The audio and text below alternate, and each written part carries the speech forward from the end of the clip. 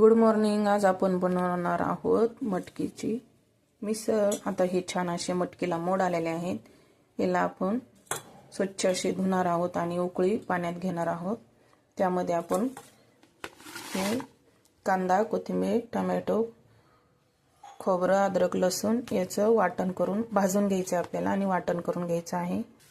छान आपला असं मसाला भाजून झालेला आहे. याला आता आपल्याला मिक्सरमधून बारीक करून घ्यायचं आहे.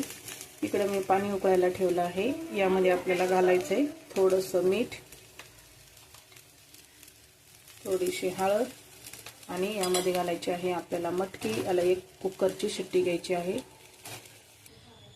यामध्ये आपण मसाले घालणार आहोत. जिरी, मोहरी, हळद, धना पावडर आणि मिसळ मसाला, कांदा लसूण मसाला, कस्तुरी मेथी आणि खडा मसाला. तेल गरम झालं. यामध्ये घालूया मोहरी, यामध्ये घालूया अद्रक लसूण पेस्ट, हे सगळे मसाले हे मिक्स करून घेऊया. छान असे मिक्स झालेले. आपला आता हे मसाला घालून मिक्स करून झालेला आहे. हे पण मसाला मिक्स झालेला आहे.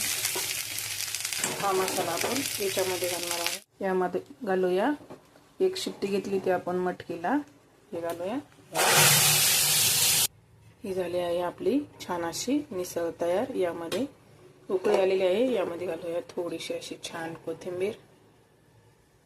छान अशी आपली आता मटकी तयार झालेली आहे.